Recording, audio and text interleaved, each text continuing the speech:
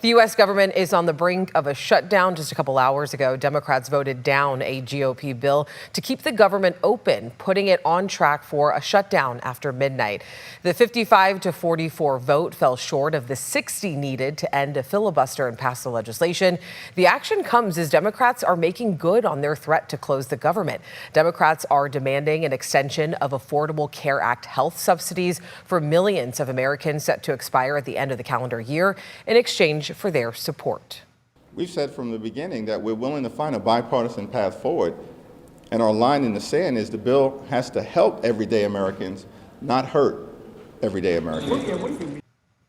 Republican leaders say that debate can wait. You don't hold the people hostage for their services to allow yourself political cover, and that's what Chuck Schumer and Hakeem Jeffries are doing right now. Good afternoon, everybody, and thank you. To add more pressure, the White House Budget Office directed federal agencies to draw up plans for potentially permanent cuts to the federal workforce if the government shuts down this week. So here's what a shutdown could look like. Hundreds of thousands of federal workers will face the threat of mass layoffs in addition to furloughs. The Food and Drug Administration may stop inspections. Flights might even be delayed because of staffing shortages. Tonight, the Department of Transportation said more than 11,000 FAA workers would be furloughed. That's about a quarter of the FAA's workforce. Some government programs, including SNAP, could also eventually run out. Now, the IRS would remain open and Social Security checks would still go out, and FEMA forecasters would remain on the job. Now, a government shutdown could also impact federal firefighters in the event of a large wildfire in the state. Jeannie's here with all the details for us tonight. Alex, the union representative for the firefighters within the U.S. Forest Service, tells me they were already struggling with low pay and being short-staffed. A potential government shutdown would not only impact employees and their livelihood, but people living near or around federal land. It is absolutely going to affect wildland firefighters across the country. They will be working without getting a paycheck. During a government shutdown, the National Federation of Federal Employees says its members, who are firefighters within the U.S. Forest Service, would be impacted.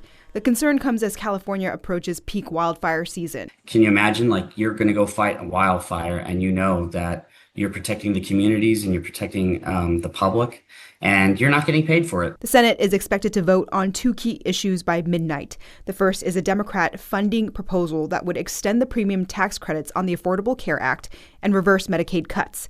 The second is a Republican continuing resolution to keep the government funded.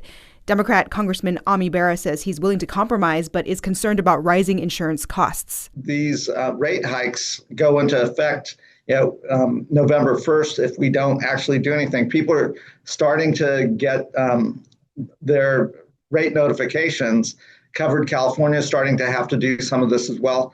So if we can come up with an agreement in principle and say, okay, we'll work on this, here's what this might look like. On the Senate floor on Tuesday, Republican U.S. Senator John Barrasso urged his Democratic colleagues to vote in favor of the Republican-backed resolution to keep the government open. The House has already passed a clean continuing resolution, bipartisan votes, and it keeps the government open and functioning for the next 7 weeks.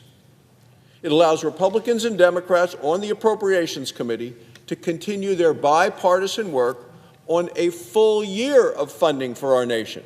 As both parties continue to go head-to-head, the National Federation of Federal Employees is urging a quick and effective solution. Enough of the partisan stuff.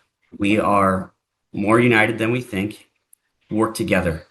Work together to represent the people that voted you into that office, because they can very well vote you out on both sides of the aisle.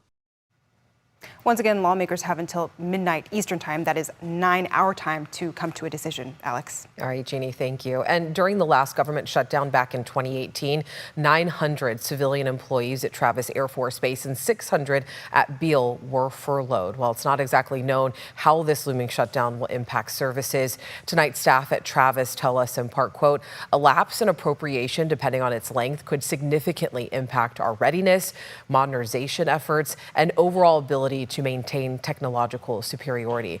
Now, we are continuing to cover this, and we will have the latest coming up on Late News tonight at 11.